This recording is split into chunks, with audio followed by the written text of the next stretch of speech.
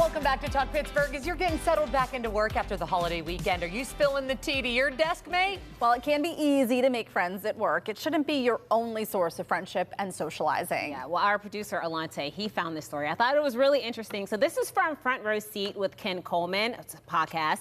And he interviewed Dr. John Delony, who had some advice for people who have work besties. Now, he said being friends, being close, being besties with people who you work with, it's amazing until it's not. Take a listen. If all of your human connection is at the workplace and one of you gets let go, one of you gets downsized, one of you gets demoted, one of you is a great friend but just can't do this particular job as it's morphed and you need to do it. You used to go to concerts together, you used to go to church together, your kids used to play together. Now you can't go to concerts, now you can't go to the same church. Like, it blows up everything. I don't agree. Yeah, well, he says it's good to have friends who are colleagues, but you need to have other friends outside of the workplace.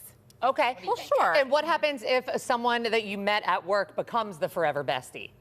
Could happen. I mean, Yes, it definitely could happen. I currently am in a situation where one of my best friends in the entire world, we worked together for almost 13 years, was laid off in the spring. And you have that fear, like, oh, I spent more time with this girl than I spent with anyone in my entire 40 hours a week for 13 years. And I thought to myself, is this the end of it? Or did everything just blow up? Are we not going to go to concerts? Are my kids not going to know her as they grow up? And it ended up being the complete opposite. I will say it takes a whole lot more work now because you're not naturally together. Right. But if you want to put in the work, these things can work out. I also will, I think that goes for any friendship, but I agree with have other friends outside of work. It can't, because you would just always be talking about work, and who wants to do that? Right. I do think that when you are in a field that is very specific, you wind up being with people who are like-minded. Maybe it's creative, maybe it's really smart in engineering or whatever the case might be, but you are like-minded because of your skill set, because of what you're passionate about.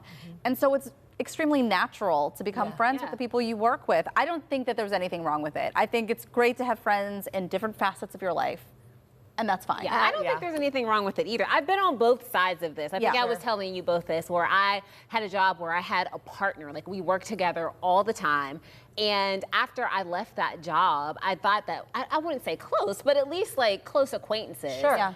And I never heard from her again. Like, I reached out and I was just thinking in my head, like, wow, this relationship was very conditional based upon that job. So, it's fine. But then also on the flip side of that, my best friend is from that same job, and we no longer work together, and we met at work, and we are still friends to this day. So, work trauma will keep you bonded. It will. It will. Absolutely. It will.